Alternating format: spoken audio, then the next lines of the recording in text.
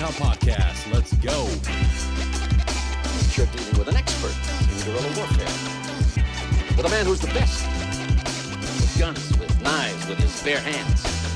A man who's been trained to ignore pain, ignore weather, to live off the land. His job was to dispose of enemy personnel. To kill. Period. Win by attrition. A couple of things. We don't make any more noises, you know? You're good, man. We'll start it right now to capture some B-roll. All right. Sounds good. Yeah. Yeah, it's man, crazy times. I've started reaching out to a lot more of our legacy Green Berets, trying to capture more historicals, because I feel that we're going to lose a lot of our oral history if we don't capture it, if we don't try to record it, encapsulate it in podcasts and videos.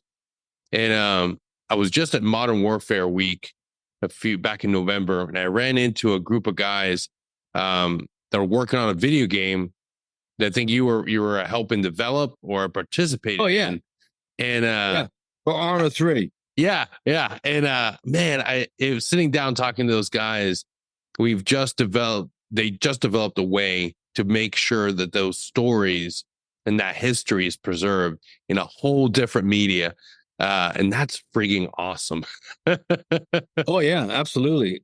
Yeah. In fact, Rob Graham, the point man for that out of the UK. Yep. Right now, they're en route to Vietnam with Larry Trimble. And Larry was the guy up on Marble Mountain the night that FOB4 got hit. Yeah. And we still lost 16 Green Berets. But if Larry hadn't been up there with his recon team, they took out all the mortars that the NVA were dumping on the camp. If he hadn't been up there, it would have been a lot more. But Larry's gone back, and they're going to video him up on Marble Mountain. Holy shit. Yeah, I know. I think it's a perfect place to start off with. And sure. That's a remarkable way to capture history and capture a story. I never really and also, I've got some contemporary guy. There's a guy who I met through the Special Operations Association. He was with 3rd Group, and he got attached to the guys from CAG. Ran a bunch of missions with these guys, and he was in and out of Pakistan, all kinds of places, and he's got stories up the yin-yang. Yeah. And he's too humble about it. And I don't think he signed NDAs on any of this shit because he was 3rd Group. Yeah. But anyways, I'll be glad to introduce. His name is Garrett Crawford. He's based out of Colorado Springs now. Absolutely. Yeah. It's that our talk your ear off. Yeah. Copy. Yeah.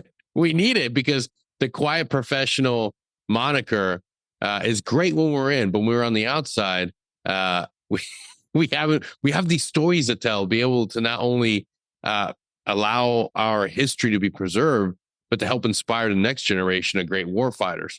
That's how guys like myself even thought about becoming a Green Beret, seeing and reading the books, understanding that, like, holy shit, these are renegades. These are men that, they tell them, like, hey, it's 100%, casualty rate. Are you willing to do this? And guys are like, yeah, fuck yeah, I'm willing to do it. Let's roll the dice. I read the book. Great. I read the book. What would John Wayne do? He'd do it.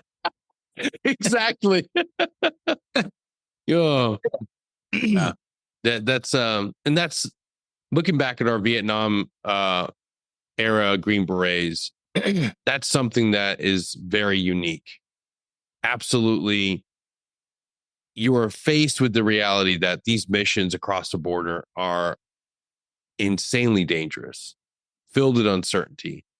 Oh, yeah. Guys are still willing to go in there. Like, what drew you to that mission set?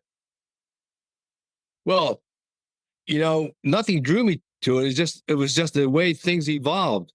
Because we went through training group, we had instructors like Sergeant Wagner and Sergeant Russo, and they all told us. Now, they all had 2 or 3 tours already. So this is 1967. They've been there, gone through the A camps, and they all said, hey, when you get to Vietnam, after your in-country training, little guy's going to come out and say, we're looking for volunteers. But they won't tell you for what. Don't do it. Just go to an A camp, learn about the people, because those projects, everybody dies there. You go, oh, okay. Hell of a recruitment drive. Yeah. So we go through the in-country training. We saw the movie, The Green Berets. And sure enough, the last day before we sign out, a little guy comes out, hey, we're looking for volunteers. So Johnny McIntyre goes, hey, for what? He goes, can't say. Either you're in or you're not. And that was welcome to SOG. We all volunteered, of course. Oh, yeah. In a heartbeat. Young and dumb. I love that. Oh man, that is insane. And they just forgot to tell us that there's 100% casualty rate between wounded in action, killed in action, or MIA, you know? Yeah. That's another staggering thing. When you look at the list, which there's a lot of conspiracy theories out there. when we got back, our last group of POWs, a lot of Americans thought, okay, it's done. We got everybody back. It's like, no. You look, if you go to the website, SOA, and you see the SOA missing in action. Yeah. Yeah. And we also have the National League of POW MIA Families. They got their website. And then we have DPAA, which but don't forget too, getting back to legacy, Fifth Group is now, they have a nonprofit and they're working with SFA Chapter 38 out of up in Kentucky. And they're putting together a Vietnam Green Beret KIA memorial. They're going to have a whole stone, and there's over 700 Green Berets that were killed. And that includes, I think that includes the SOG men, and they're going to note the 50 Green Berets that are MIA from SOG. Yeah. And yes, you're right. That SOA, the Special Operations Association, has their website set up, and that's on there. That's one more important step for the legacy, you know, from Vietnam. Yeah, absolutely. And it's shocking that so many names, so many men are still unknown, and nobody stops to say, hey, let's continue checking. Let's continue deep diving into this. And then we you know, and DPAA, I got issues with them. We all do, but they've been at this for a while, and I wish they've done a better job. And then you had COVID that stopped everything. I don't want to go down that road. We can talk about that later. We got stuff to talk about first. But yeah, the 50 Green Berets, they're listed as MIA. I mean, you say it today, people it kind of like goes over their head. They just don't understand what that is, you know? But you know my story. That's how I got my job. I get into camp, and the recon team is wiped out. Oh, we got an opening in recon now. Welcome to the Secret War. Yeah. And that's something that we look back, and it's still, unless you're a student and dig into the books and pick apart the narrative, some individuals such as yourself, we don't talk about the Secret Wars. We don't talk about the operations that were done in Cambodia and Laos. It's just sort of glanced over, like, oh, we won't talk about this.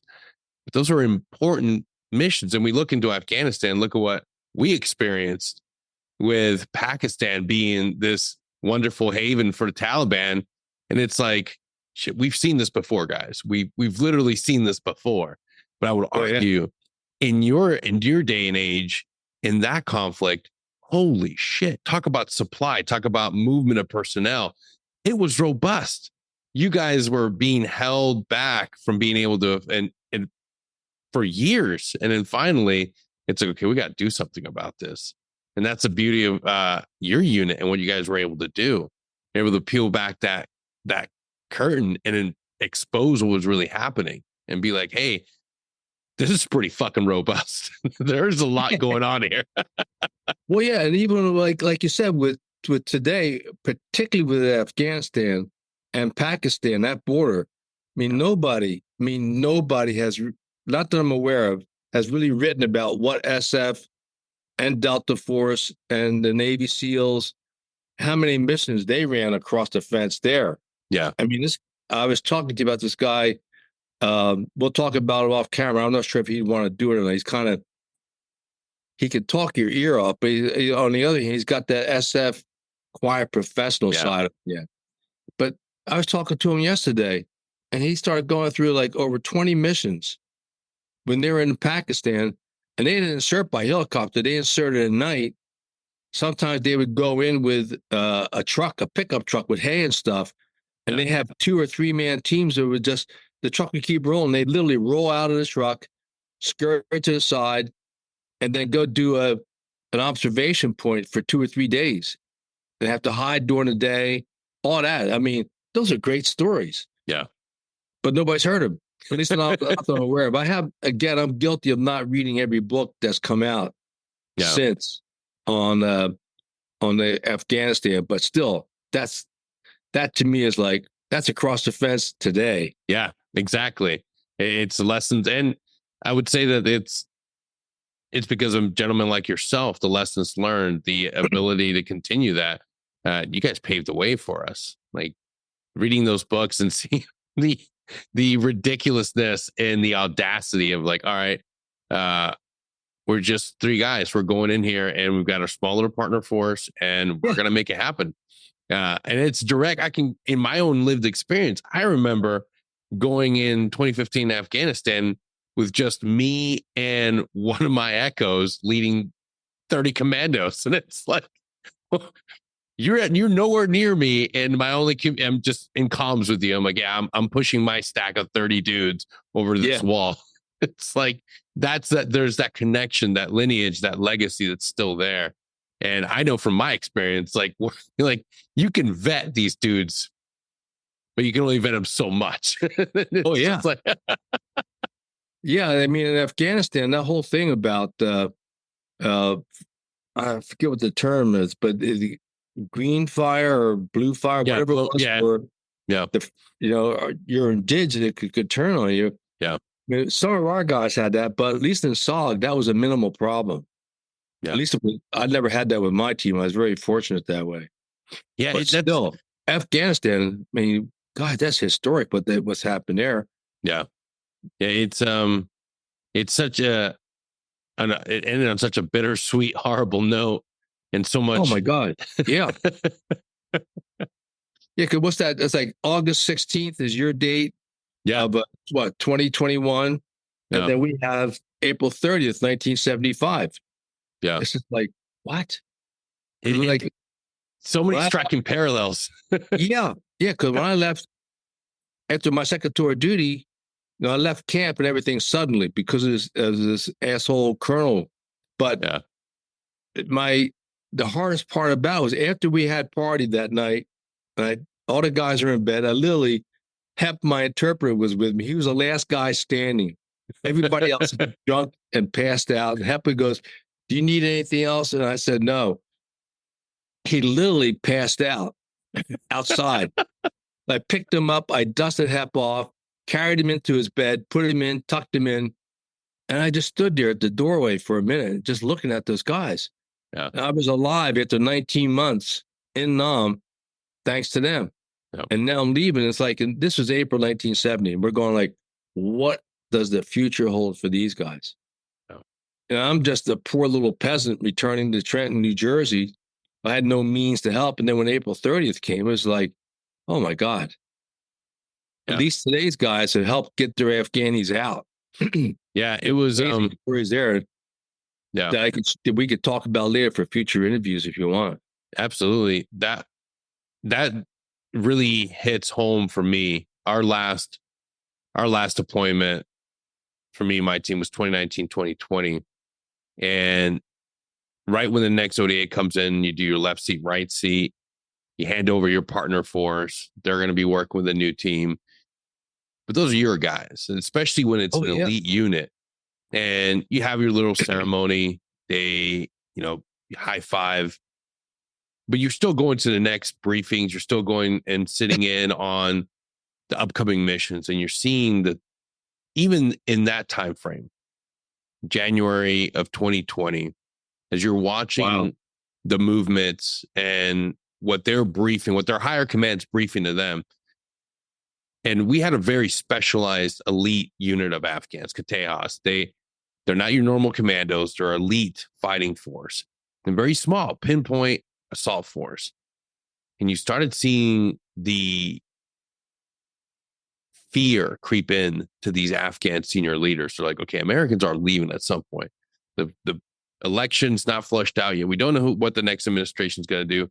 Right. They knew things weren't going right. Right. And I could see the planning and the mission planning and how they were strategizing our small force to cover such a broad area of the North. And we're like, you're not using your guys effectively. This is going to be freaking chaos. This is going to be a nightmare for our guys. And as we were stepping on that bird to leave Camp Stevenson for the last time, and I remember just thinking to myself, it's like, what does the future have in store for these guys? How are they going to survive? How are they going to be mad? Because even in the North, they were coming up with wazoo stupid ideas for what to do, how to manage the Taliban, and how to now, because one thing we never did and we had constantly been preaching is you have to let these guys fight on their own, have to develop their own fighting force, let them have success, taste that victory on their own. But they never did. Constantly saying, no, we need numbers. We need Americans on the ground. We need to see numbers. We need numbers. It's like, dude, at some point we're leaving. If you don't give them the opportunity to see success on their own and fight on their own, like while we're still here and have assets and we can come in and help them, they're never going to do it. Like you can't put this nation to fight for on their own after constantly being in war and having us take lead. And I think that was that last day in country. I realized, man, like these dudes are in for one hell of a fight when we pull out. And we knew it. Everybody knew it. But then just a year later, sitting at home, sitting at the unit, watching stuff play out, and we're all calling it. People are calling the plays like, hey, Kunduz is falling. The North is going to fall at this time. This district center is going to fall. And you just see it. Boom, boom, boom, boom.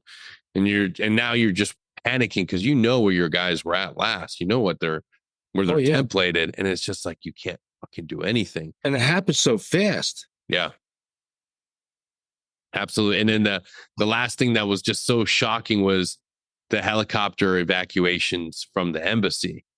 And it was just like seeing that. And then in every news media put the split picture, Afghan evacuation and Vietnam side by side. Oh, yeah. I was like, fuck, there it is. Now we're truly connected. Now Green Berets of the present are truly connected to the Green Berets of the past in such a painful, tragic ending. And it's like, fuck, now we really lived it. Now we really saw it. That was just such a hard thing to deal with. Well, yeah, see, and like in my year, there was no way for us to reach out. But this time around, Pineapple Express, the guy who was my technician for Sodcast, he's a fifth group. And he just had his retirement party and the event at fifth group. And he helped bring home over 200 people. That's awesome. But it was like, there'd be nights that he'd have 3 cell phones gone between him and talking to people there and people in between, Pineapple Express and others that he worked with. Yeah, Scott, man, get out our allies. That were just left behind and deserted. Yeah, along with that, how many billions of dollars of equipment that's showing up in Israel in the hands of Hamas and those cowards. Yeah, that was the other thing that was such a pain in the ass, trying to like conceptualize and understand and try to like express like frustration in a positive way without just letting it burn inside you. So much equipment, so much tech, and it's like, dude, we're literally arming the next generation of insurgents for like the foreseeable future. Just so much left behind.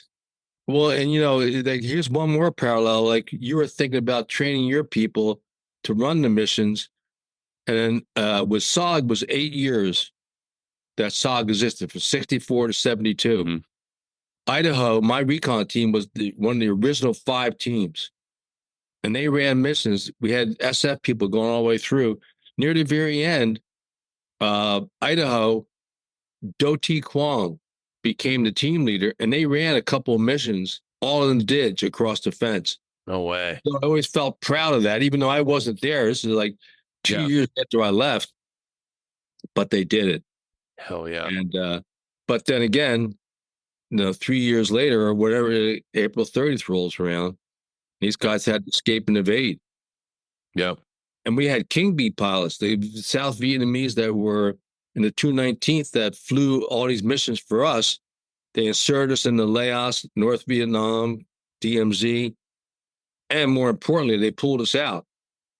And some of those King Bee pilots, like there was Captain Tin, then captain, retired as a colonel. He was in a re-education camp for 13 and a half years. His family thought he was dead. And there was Captain Tuong, who saved our recon team on Christmas Day, on the mission where I got turned upside down. He was the pilot that got us down to the ground.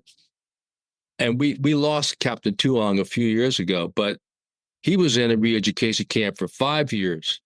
And even Captain On, who lost both hands, he has hooks to this day. He's still alive up in San Jose, smoking 1 pack of cigarettes a day like a chimney. But he was in a re-education camp. God, I can't even imagine what that would have been like. Yeah. And so we had these parallels. Yeah. We're now in the Agni. At least your guys were able to bring some of their people home. Yeah. And then that work continues today. That's one parallel that's really hard that connects us is the love that we have for the individual fighting forces that we work with. Like nobody else has that experience. Like now we have SFAB now, but it's not the same. When you are working and living day in, day out with these commandos, like Tejas, your Afghan partner force, you build relationships, you build brotherhoods. And yeah, it's just like an ODA. When you have your own, like I had my own little element that was just like there's a language barrier, but at the end of the day, you look into their eyes, they have confidence that you're going to lead them in the right place, put their safety into consideration when you're planning this mission, just like they were an ODA member. And like you don't make that bond in the conventional forces. You don't have that. And it's a hard thing to let go of, that you don't have that ability to reach out and ensure these guys are safe these days, to reach out and be like, hey, you okay? Like that is something that is so unique to being a Green Beret, whether it's a Green Beret now or from the past. Like you live and die by those brotherhoods because they have your back ultimately. Absolutely. Yeah. I mean, I make no bones about it. I'm alive thanks to my team, period. Yeah. They were the ones that ran point on every mission, not me. Yeah. Me and my big feet, I wore out pants from crawling through the jungle so often, So between them and the King Bee pilots, and of course our air, TAC Air. Yeah. And the only thing we didn't have was the A-10 Warthog, but we had this A-1 Sky Raider, the SPADs, Yeah. Yeah. You still had great support back then. Sometimes it would take a little while for it to get there, but when the cavalry showed up, man, hang on, Sloopy. Absolutely, man. Yeah. Yeah. It's that relationship. Yeah, because you live in, like Sal, who was our counterpart, Vietnamese team leader. At one point, he was pregnant, his wife was pregnant. So we're all excited. We can't wait to meet the baby. Well, then there are complications and they lost the baby, almost lost his wife. So it's kind of like, hey, Sal needs a week. You go home and you come back when you're ready. Yeah. Because he had trained people to fill in for him. Because we always do it like the traditional SF way. Yeah.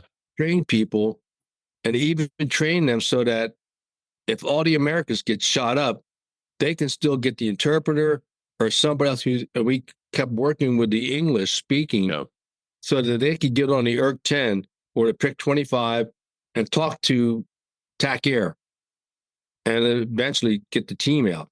Yeah. Those that were still alive, that was part of the cross training. Yeah. And Oh yeah, just being close like that. I mean, we all wept when we learned about Sal's losing his baby, you know. Yeah. But you're just so close to those indigenous troops. I mean, my God, and they're good people, Yeah. you know. And in a way, you know, the South Vietnamese were they have more of a touchy feely. Like you're sitting around, you'll have hands on each other, and Yeah. you're playing poker. You'll have their hand on your thigh. There's nothing gay about it or anything. It's just a close camaraderie. And Yeah. during my second tour of duty, I always ate dinner at the indigenous mess hall. We'd all be sitting there eating and go back, play poker. And when I came home, I was so used to that. We had a church softball team that I played on before the Army. So we still had a softball team when I came home. Yeah. So we're at the game one day, and my best friend that I grew up with, we're standing there, I put my arm around, oh, you know, and I could feel that vibration, like that WTF vibration from my buddy Vince, you know. Hey, we're good friends, but we're not that close. There's that little social adjustment, you know. Yeah. Yeah. We tend to pick up on the cultural norms. It's it's the same thing. And it's no different working in Afghanistan or when you're working in your AOR, going down to South Central America, same thing. And those friendships, man, they last forever. Like, Oh yeah. that's like the beauty of this brotherhood, this specific profession. Being regular infantry, being a paratrooper, you never had that experience. Never had when you become a Green Beret and you travel across the world, you're training with partner nations and you're able to just understand a different culture. I'm like, man, like this is brotherhood. This is the same thing.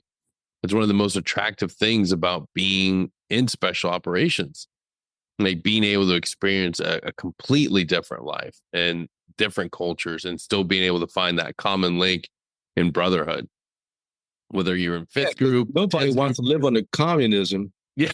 Well, there's a lot of people here that keep preaching it's a great thing. Oh yeah, but they just haven't seen the reality of it. I wish they could have run a couple of recon missions, but I would have introduced them to the NVA. You'll be the first one to tell you, John, that your ISIS and the Taliban assholes. God. Yeah, man, that is a sad reality that we're living in today. We have spent a vast majority of our life combating that evil, and there's people here within this country that think it is the answer to everybody's problem. That's fucking insane. Well, yeah, those years of decades now of indoctrination from higher education, getting into the local schools. Yeah. Talking about how wonderful. No. Yeah. Somehow we got to get the word out. But again, that's one of the good things about COVID is that a lot of this is surfaced now. Yeah. And the fact that you got the president of Harvard University as a known plagiarizer and there are people defending her. Oh, yeah. Whoa. Yeah. How deep can this corruption go? Man, I tell you, one of the things that got me thinking is like, did they send off all of the great men to fight at war in hopes that we would all die and just to thin the herd so they could just start with their crazy agenda? Right. Yeah. Because with all those people that hate America, we're going to live here and we want to change it and we hate it the way it is. But wait a minute, what's better? Why don't you move to where you think is better? Yeah, you're welcome to. I'll pay for your ticket to Venezuela if you think it's better down there.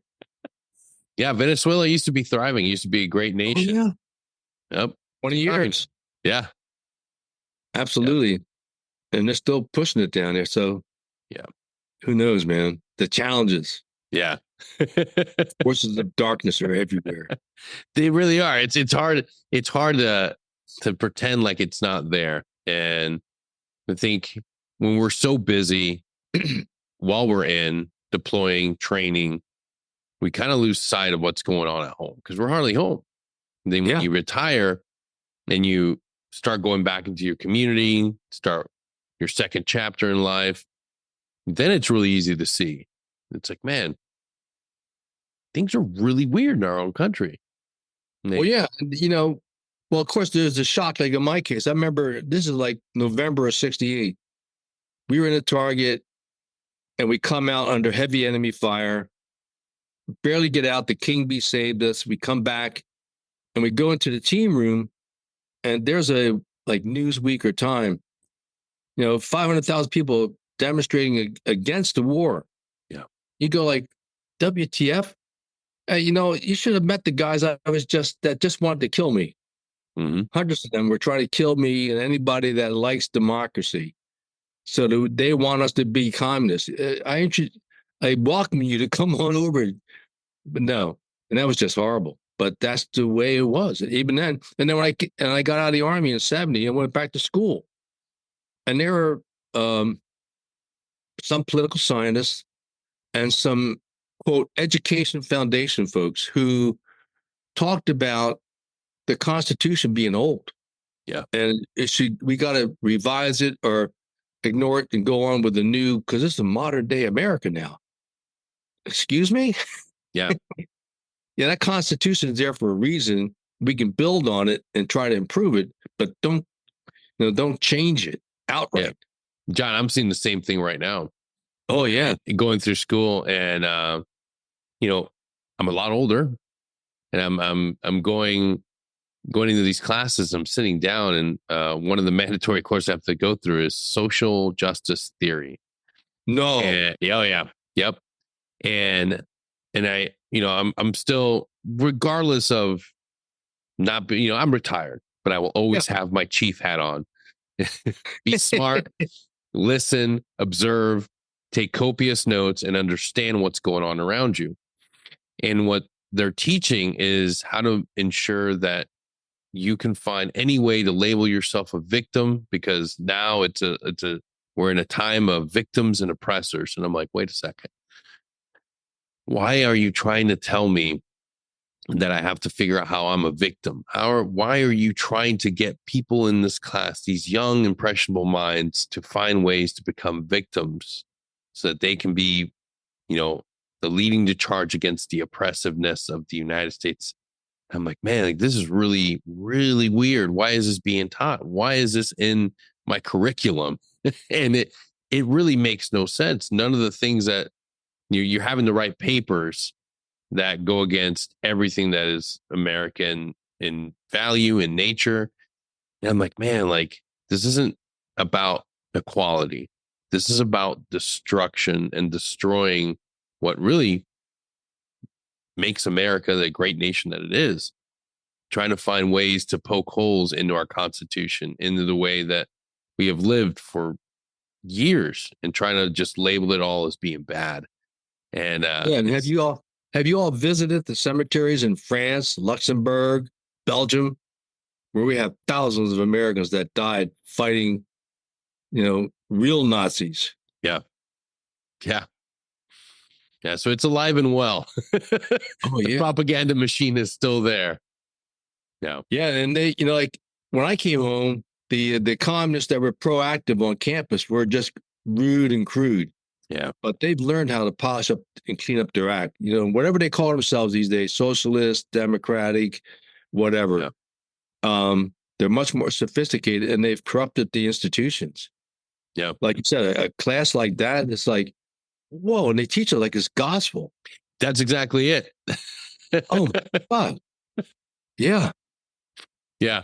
It's then they introduce the Marxist ideology, and they go through and they bring out the manifesto, and that's required reading, of course. And I'm like, this seems like something that should not be taught as a positive. This should be a lesson learned. Well, because they forget to tell you how Stalin had how many villas throughout, like 8 or 9, with his different women, while he killed millions of his own people. Yeah. Literally starved them to death. But they don't talk about that side of Marxism. Yeah.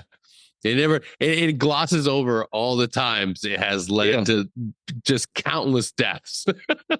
Yeah, the Russians did good at Stalingrad. We have to give them credit for it. and it was a major victory that helped World War II. Yeah.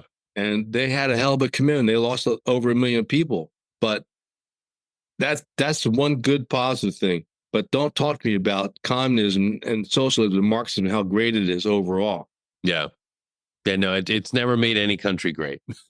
No, yeah, show me one. You can't. It's really good at reducing numbers. That's it. Yeah. And I wish we could send some of these crowd talking about how oppressive it is in America. No, excuse me. If you want, just go to Tehran or go to Iraq, Afghanistan, and go ahead and do your political speech there and just see how long you live. Yeah. Yeah, it is a real impression. It's a really dark and dangerous world for anybody that thinks that they will be accepted and loved and brought in and embraced in these really far off, dangerous places. Like it's not what you think. It is a very, very dark and very painful, very lesson. Scary. Yeah. Oh yeah. Yeah. I mean, even just God-fearing Americans, no matter who you are, if you meet with some of those people, you're automatically in trouble. You're automatically a target on your back. Yeah. Even people have gone out of their way to try to go out there and help, whether it's Greenpeace or various missionaries. How many countless stories have we heard of people that were just simply there to help with medicine, with aid, bringing faith and Christianity somewhere? They're met with violence, and oftentimes it ends in a very brutal, painful death. And not peaceful places. No. Yeah. Yeah. These constant demonstrations on behalf of Palestine are another crazy indicator of the times. How crazy and how far we've gone as a nation. It just, I liken it to the same sort of demonstrations we had during the Vietnam War, advocating for death to Americans and our service members. It's like, dude, you realize you're parading around doing demonstrations for people with an ideology that literally states that you are my enemy, and as soon as I get rid of these people within my neck of the woods, I'm coming after you. Like there's no peace with them. There's no reason why you should try to demonstrate and think that they are your brothers and comrades. They're not. You're advocating for your own death. Oh yeah, for sure. No. But I want to take it back to where we started earlier in our conversation. We did wander a little. Yeah. But that's okay. That's what we do. There's a video game that you've been a part of with some other amazing veterans that's actually built on real life experience. Right. Solid Prairie Fire by Arma 3. Yeah. Oh, great game. Yeah. Arma 3 is amazing. It's fooled a lot of people with its reality. It's been a lot of news media have taken clips from the video game itself and published it thinking that it's real war footage. That's how good it is. Yeah. Because, I saw one of those videos. Yeah. And it showed them shooting down a helicopter, right? Yeah. And so I put something up on Facebook, and then Rob Graham says, "Hey, be advised that's not real footage. That's from our program. They stole it from one of our games." I go, "No." Yeah. It looks so real. So it's so good. But tell us about that mission, because it's actually written and it's taken from real world operation that you were a part of. Yeah, the again, this is Arma 3. Rob Graham is the running point with that. And gosh, now 3 or 4 years ago, I met Rob through Ken Bore, and Ken was a young lieutenant. He got on my recon team, Idaho, and he was the one to help transition the final team so that Idaho would run all indig missions. And then Ken went to another team. He stayed in, retired as a 2-star. Oh, wow. And yeah, he was a commander at 5th Group, all these special assignments during his life. He's one of our amazing legends. And again, you meet the guy on the street, you just say, "Oh, this looks like a retired college professor or something," you know. Well, he's seen the elephant more than once, and but just a great guy. But that all started us talking with the game. They wanted stories, so we cooperated, talking about our stories, the background, and so the very early days of that, you know, particularly with Ken, we had a lot of time with Rob talking about the concepts, some of the stories, and now we're gonna begin the process of a new game. They're also going to be looking at their begun recordings to do some documentaries on SOG. Oh, wow. Yeah. And I forget how many interviews, but they're dead serious about it. And Rob and his team have flown in from the UK to attend our annual meetings. We have the Special Operations Association, which was formed by SOG veterans. And so we have not only the SOG men, but all the aviators, any aviator supported us is automatically a member. And then now we've expanded it to try to bring in today's spec ops, SF men. And so they came out, and that's where he began doing the interviews. And now they're moving forward, like I said, with the new game, a documentary. They may even start doing graphic novels. Oh, wow. Off of that. So they might get one story from across the fence and then do a graphic novel on it. Hey, you know, I'm in. I'm all in. It'd be the next Marvel legend. Yeah. Because the whole thing, I mean, like even talking to you now, right now, there's that SF side of me. Don't talk. Shut your mouth. Nobody cares. That SF, we're the quiet professionals. And I still have this no matter where I go. It's like in the back of my mind. But so I know we're past the NDA now. I'm relatively cool. We got those 20 years out of the way. But and to Rob's credit, he and his staff, he's hired veterans. He's got a UK airborne vets, a couple guys that were in the 82nd Airborne, and they're young guys, and they're really enthusiastic. They're dedicated to the history, and they won't tolerate bogus bullshit. Yeah. And because sometimes even with a game, you have to move a little quicker than normally we would in the jungle, but you get the feeling of the stories. Yeah. And what they've done, I mean, it's just capture a whole new audience of people. And like my son, who was an Iraqi vet, he was wounded in action August 20th, 2005. He loves the game. He's been in it. And so some of our guys get into the game. I've stayed away playing because just I know if I get going, I'm done. I want to write another book. I want to do my podcast. You know? You're gonna be sucked in. Yeah, and my wife, you know, my sweetheart, still wants to get together once in a while for a little fun and game with the grandson and go out for a date. You know. Yeah, games can be very addictive. Oh yeah. Yeah. Oh, I mean, you remember those very early ones with those little Atari games? Yeah. You know, I was addicted to those things. We played there for hours. And I go, oh, this is something that simple. Don't do this now. This could be the new cocaine. Yeah, no, that's exactly it. It hijacks your dopamine system. Then you're just constantly, especially if it's something that you've actually lived and done. Then that's a little different. Yeah, and the details that they have on that. You know, when you see the helicopter flying, the details in the background, the mountains, the jungles, the stream, just amazing stuff. So I helped them do the developing and the programs. And so now we still get questions like we're at the reunion. We sat there, we had a meeting and went on for 7 hours. Oh, holy cow. Yeah, we're talking about the future. How can we fine tune this?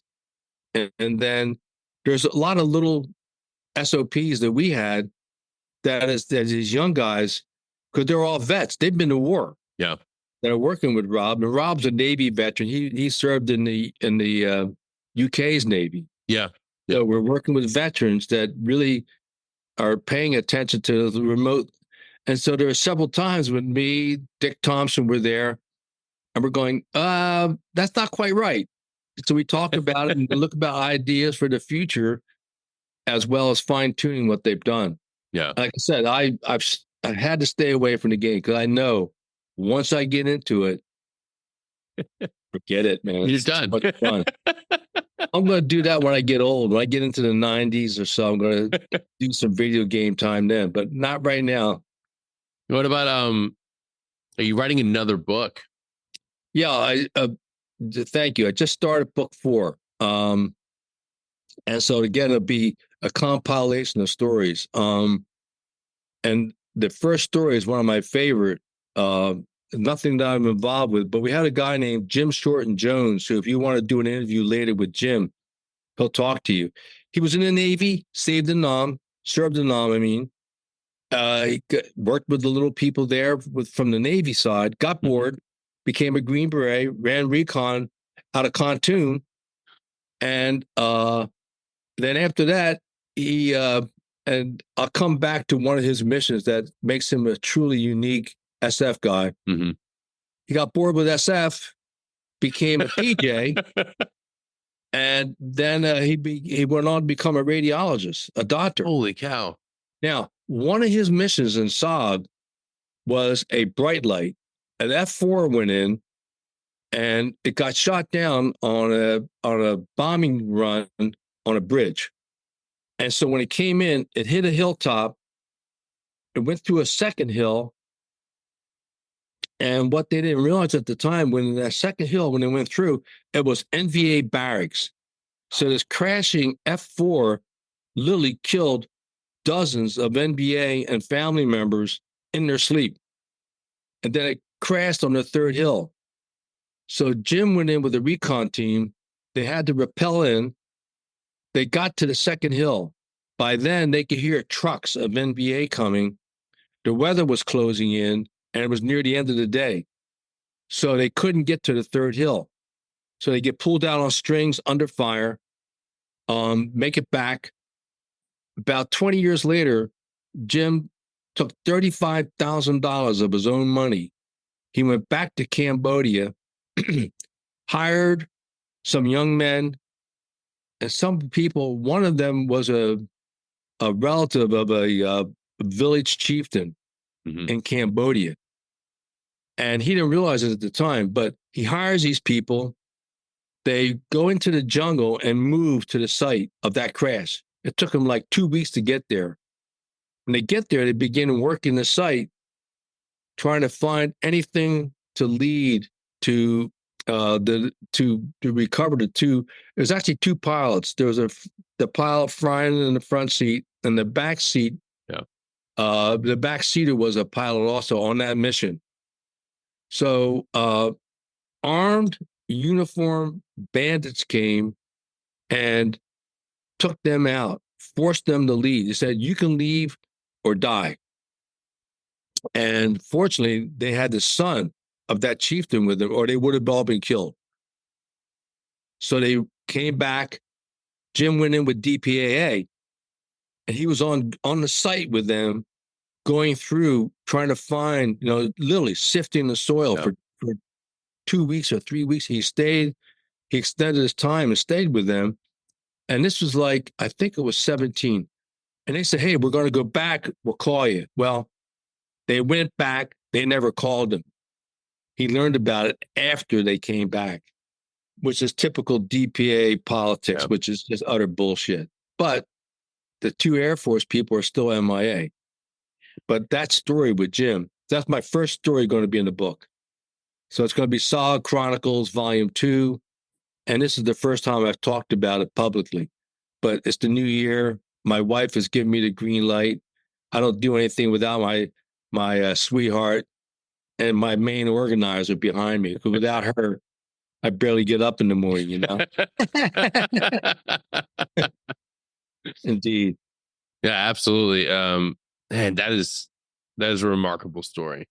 Yeah, then we'll have others about SOG being compromised. And I'm going to revisit the August 23rd mission. Not a mission, but when they attacked our camp, they were talking about earlier with Larry Trimble. Yeah, yeah. And because I wrote about it in On the Ground, and that came out in 2007. I co-authored that with John Peters, Yep, fellow recon guy. And there's been so much more that's come out on that. And we're going to probably redo that. And then there's a couple other stories that want to surprise people with. And then I'm going to have a little tribute to Hep, Nguyen Kong Hep, my interpreter. And I found some writing he's done. I may either use that as a prequel or a postscript at the end somewhere. Well, that's going to be good. Well, hear me tell, but I got to get off my dead arse and start writing the stuff. I've been talking about it. But with the support from my sweetheart, we'll get there. Well, yeah, absolutely. I think all of us, when we're truly blessed, we find that person in our life, our wives, that can help kind of steer and direct all this chaos that's in here into productivity. I know that my wife is my champion, does the same thing for me. But I can't imagine your writing process. I've sat down, I've started collecting, I've started writing, but man, it's one of those things that you have to be dedicated. You have to get up and you have to set the timer and get to it. And my attention gets pulled to one thing to another, and then I got to do a podcast. But how do you set yourself up for success when you start writing, when you are dedicated in front of your laptop or computer to write? Well, in the beginning, the very first book, Across the Fence, when Anna gave me the green light to do this, we had 4 teenagers and a newborn in the house. Oh, geez. Yeah. And so that's how strong she is. I mean, she ran the house. She said, you got to write this. And so it started out, I was in the living room. Then we moved the furniture around. I was in the garage for a while. And then our oldest son, Ryan, he went to school. And then we had the bedrooms moved around. And then Evan went off. He joined the Army. So then I had the main bedroom. That became my office upstairs. So the writing usually would be at night. But now that I'm here, I'm going to try to get up in the morning, get the exercise in, get the walk in, and then hit the machine and grind it. That doesn't happen. By nature, I'm a late night owl. And so I may shift, but hopefully right now I want to get into the writing early, go through the day, get at least 5 or 6 hours in there. Yeah. Because I write standing up. I like the stand-up desktop. Yep. And as opposed to sitting, because it's just too much on the back, you know. Yep. And so to hear me tell that's the I'm talking about it, but I got the first chapter with it's going to be a Jim Shorten Jones story. It's just one of that's the most incredible story in terms of overall commitment to the mission. Yeah. To go back. And I think he's either met or talked to at least family members of one of the dead pilots.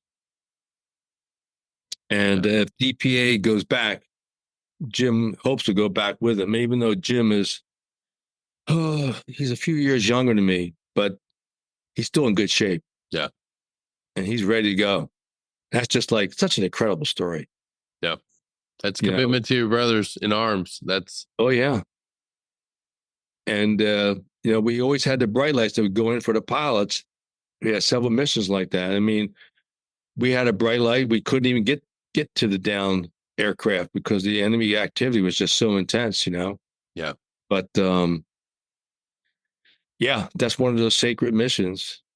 So this is 2024. We still have 1,500 and I think we're down to 76 MIAs from the Vietnam War throughout Southeast Asia. So that's Vietnam, Laos, Cambodia, Thailand, or a few.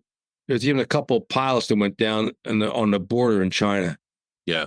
And out of that, you got 50 Green Berets, as we talked about earlier before we turned the machine on, that are still listed as missing in action from the Secret War. And we've documented at least 83 aviators, either Marine Corps, helicopter, Army helicopters, A-1 Sky Raiders from the Air Force, and of course, fast movers. Yeah. And there were times we had teams would be in contact And as soon as they pulled out, the Air Force would come in with a B-52 arc light and hammer that enemy area. So that we were close. And again, thanks to the close air support of all levels, from the helicopters taking us in and out to the gunships to that TAC air. You know how sweet it is. You've used it. Yeah. That's in its. It's a bond. It's an unspoken commitment you have between the air support and the guys on the ground. God forbid something happens, but if you get shot down or something happens, we're coming. Yeah, absolutely. And we've heard about the Jolly Green Giants. Oh yeah, and their motto is that others may live. Yep. And like the Lynn Black story that we had, where the 9-man team came up against a 10,000-man division, and they lost to Jolly Green. We lost a King Bee went down. Other aircraft were shot up, and that's when Lynn Black learned about that model. Yeah, up front, and they did. Those Air Force men put their lives. We lost Air Force men trying to save their recon team. Yeah, I've been on ground with AC-130 that is back there, that is sitting there providing overwatch in a really, really shady, bad situation. And cloud coverage starts coming in. You get the fog delays in. And for those aircraft, like, high altitude is their safety. But time and time again, when they couldn't see us, they would drop down. And this is going against orders. This is something that, that team, that air team, that pilot, those individuals are getting their ass chewed at the very least, but they're willing to come down and drop altitude to provide coverage for us.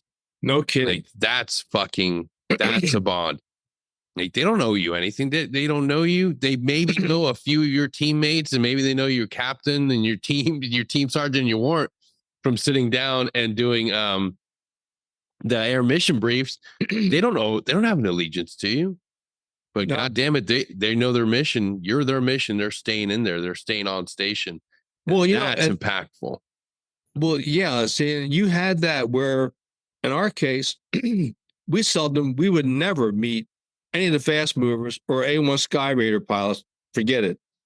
And then we had some helicopter units that were attached to SOG. And for a while at FOB-1, we actually had a unit that lived on base with us.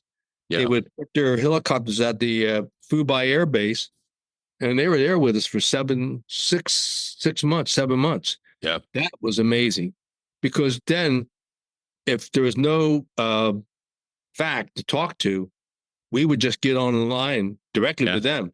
And they hear the voice. So there's none of this word about establishing who the ID is, make sure you're a good guy, not the bad guy. None of that. They would just come in and lay it down. Yeah, air weapons teams. Man, it's one thing to understand that you've got the best dudes on the field, but that's just 12 of you and maybe some partner force, and you're going up against a larger enemy force. But when you have an air weapons team, when you have those Apaches that roll up and they are heavily loaded and they're ready to lay down some impressive firepower, that's comfort. That's no, just hunker down, and hey, it might be danger close, but you're going to survive. Well, yeah, because like you're talking about your Spectres coming down. Yeah. We were in layouts. We went through 3 or 4 Spectres one night, and at one point we got socked in. The weather was so thick they couldn't get under it. Yeah, they tried. So we were stuck with using hand grenades because they kept coming at us. They didn't quite know exactly where we were. And then we got low on hand grenades, so we were throwing rocks. Holy shit. Yeah. Sal and Chow went out, and they could hear better. Mm-hmm. And they would tell us, like, they're getting close. So let's throw a hand grenade. So we throw a hand grenade. And that during that period of time, I forget how long it was. It seemed like it lasted forever, but we would throw a rock. You hear them scurry away. And then Sal, they're close. So we throw another rock. They were scurry, but not as far. Then you throw a hand grenade, keep them honest. You know, and the other thing about that is when we left in the morning, you got pulled out in the morning. Yeah. And we did a bunch of gun runs. They came in and all the dead were gone.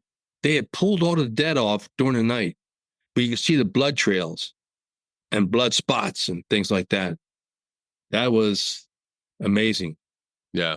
That was Spectre. I mean, they couldn't estimate how many thousands were coming for us. Yeah. And Spectre just leveled the playing field, kept us alive. Yeah.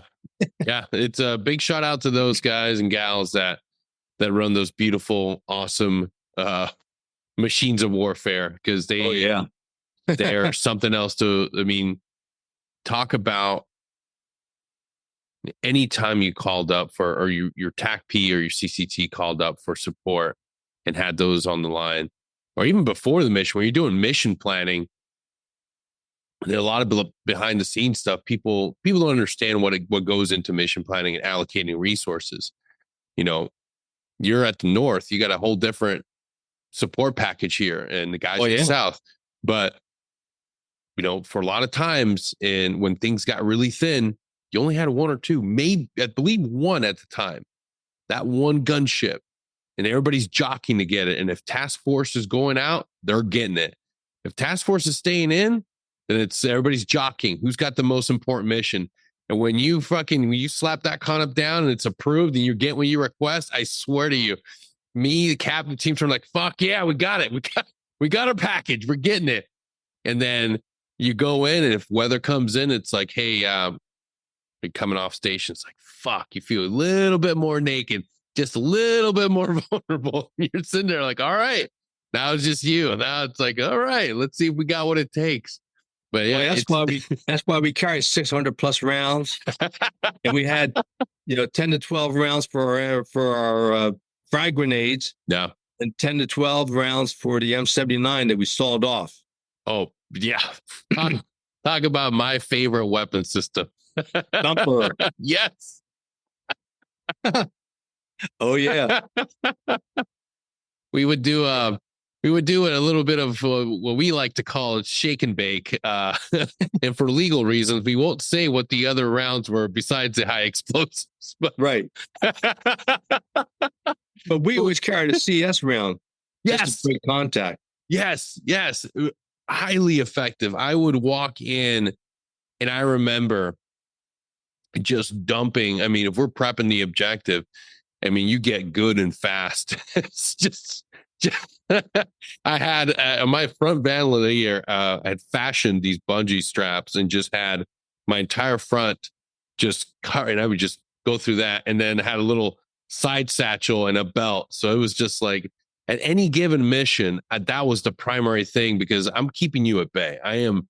And it got to the point where it's like, how many can I carry? How many can I? It's like, how many more can I carry? Because it's a good thing to keep people at bay with those. Oh yeah. And then you had the flechette rounds or the buckshot rounds if they got two things. Yeah. Between magazine changes.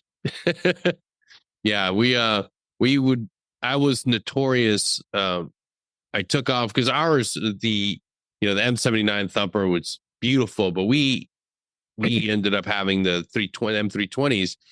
And the first thing I took off mine was the buttstock. I put a bungee on it, had it secured and off to the side. So all I had to do was just pull out, hold tension, and just shoot.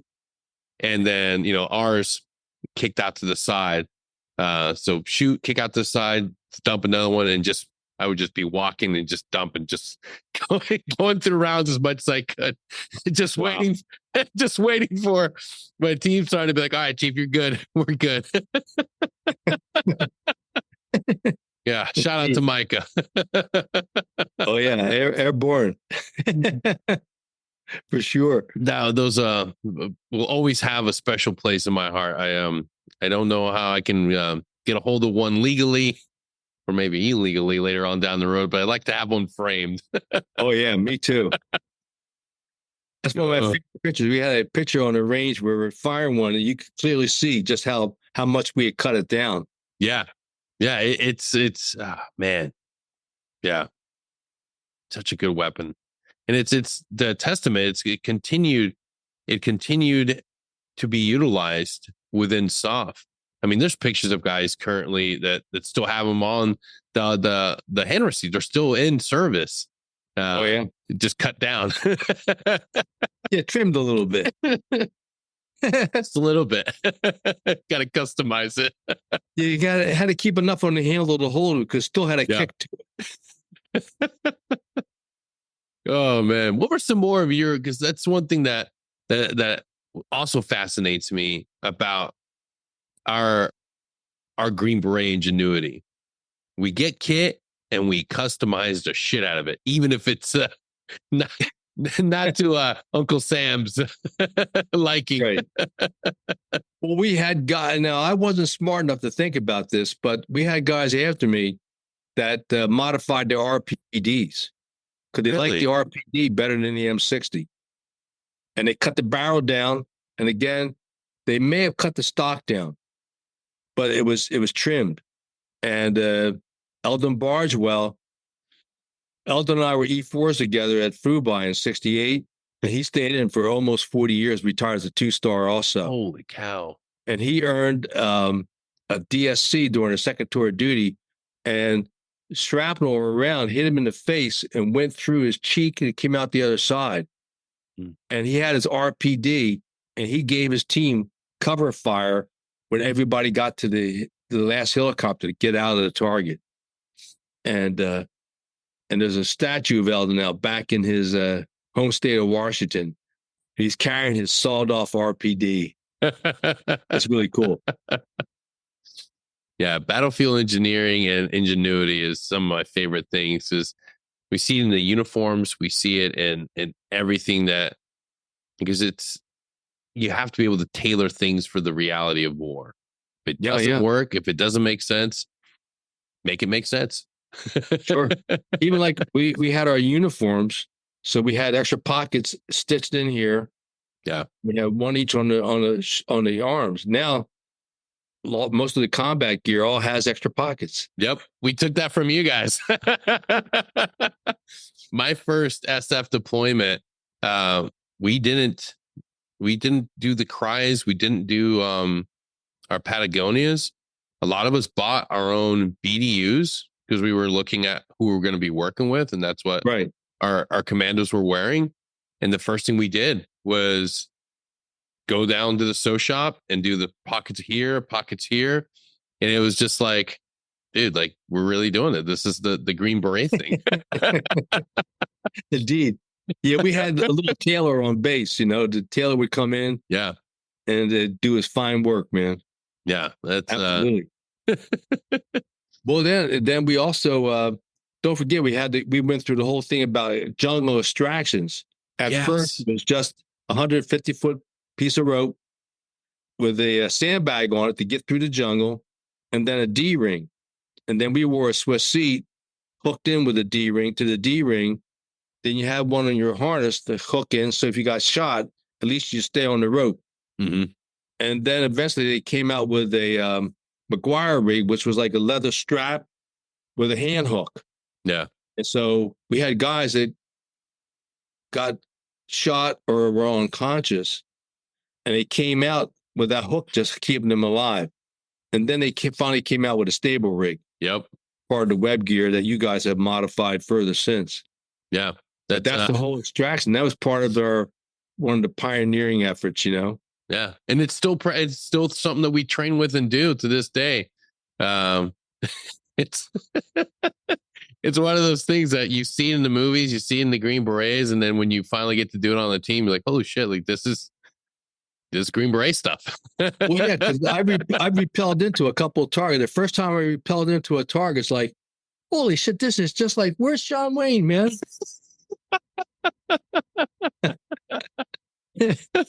Absolutely. Yeah. Yeah. It's one of the beautiful things that connects all of us, and I hope that the next generation is able to look back and see that lineage, because it's in the training, it's in everything we do, and in those little moments of awe, you get to realize, like, wow, like I'm getting to do what my heroes got to do. I'm getting to do what these legends got to do. Like, holy shit, like this is cool. And it's highly uncomfortable. The stable rig does not feel good. No, no. You know, and in my case, I never bothered. I came back from my second tour of duty, and they had that. I remember one of the guys complaining, just like you just said, I'll keep my old Swiss seat. Yeah. And we wound up using it a couple of times, but something about putting that Swiss seat on in the middle of a firefight, it's just kind of complicated. It takes a little bit extra time. Yeah. Oh, John, thank you so much for coming on here today. I can't tell you how much I appreciate it. The work that you do, not only just writing and keeping the history alive and sharing your experience with us and non-service members and service members alike, is vital. That's what's going to keep the next generation of Americans wondering if they got what it takes. And I hope more people are willing to take that deep dive into becoming Green Berets. Well, I got good news for you. I mean, one of the things, well, there's two things. First of all, thanks to Jocko Willink, the Navy SEAL podcaster out of San Diego. Mm-hmm. I mean, I've done 8 interviews with Jocko over time, and he's done more to get our Special Forces SOG history to a new generation than anybody in the Army. And that said, I've had the privilege of going to Special Forces graduations over the last couple of years. And these guys, they're still Americans. They're stepping up to the plate. They're young. They're smarter than I ever was, that's for sure. And these young men are really dedicated. And then I've been over to Delta Force, to their headquarters, met some of these folks, and they're amazing. So I've been down to MARSOC. Yeah. Been down to some of the Marine Corps people there and what they're doing with the training. And that's impressive. And then last year, Jim Shorten Jones and I visited the Air Force Special Operations Command, where we went in and talked to PJs and those JTACs. Yep. Oh, yeah. And that was a kick in the ass. Get to meet these guys. And they flipped out because here's Jim. You know, hey, man, I'm a fellow PJ. That was really cool. And actually, when he was a PJ, he was, they flew missions during the St. Helens eruptions. Oh, with wow. The volcano and the ash and saving people there. Oh, yeah, it's crazy stuff, man. That's nuts. Before he became a radiologist. That's a life well lived. Indeed. Oh, yeah. Yeah. One of my heroes for sure. But those are some of the things that, and then we got the Sodcast that, again, Jocko Willink has supported me in doing these Sodcasts. So we've recorded 45 now. And when they first get posted, they go up on Spotify and Apple as an audio podcast. And then later they go up on a YouTube. So right now we've got 23 posted on YouTube. Yep. And then we've got, they just posted right before Christmas, they posted number 40, which was a King Bee pilot. Yeah. Captain Duong. And the stories. And again, he had a little time in a re-education camp, survived it, got out, came to America, went to work. And, you know, all those are Vietnamese allies that all the ones I've ever talked to, all the ones that they came here, all their kids have master's or doctorate degrees. Yep. And they all came and participated in America. They didn't come with their hand out. Nope. They came to go to work. They wanted the American dream, and that's exactly what they worked for. Yeah, that's why it's a critical difference. And even the Afghanis that have escaped, and now they're here, they're adjusting. And a nonprofit where I used to work, the Veterans Association, the Veterans Affordable Housing Program up in Orange County in California, they have different mobile home parks. And they've got 2 now that are dedicated to the Afghanis. Oh, that's awesome. That were our allies. They've hired an Afghani interpreter, and he served with different A teams throughout Afghanistan. He had at least 4 or 5 letters of testimony supporting him, endorsing him. And so he's vetting the Afghans coming in. That's great. But that's the kind of thing it's really cool. Absolutely. To see that. Hell yeah. Oh yeah. Real American stories right there. Airborne. Well, John, thank you so much for being with me today again, brother. I appreciate you. And I can't wait for this next book, brother. I know it's going to be good. And I'm going to bug you again to come back on the show. Like a bad dream, I'm glad to come back. All right, love it, brother. Time, sir. Yes, sir. We'll take it easy. All right, God bless. We'll see you.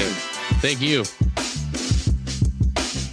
If you like what we're doing and you're enjoying the show, don't forget to share us, like us, subscribe, and head on over to our Patreon where you can be part of our community and get access to all of our episodes as soon as they drop. And remember, we get through this together. Take care.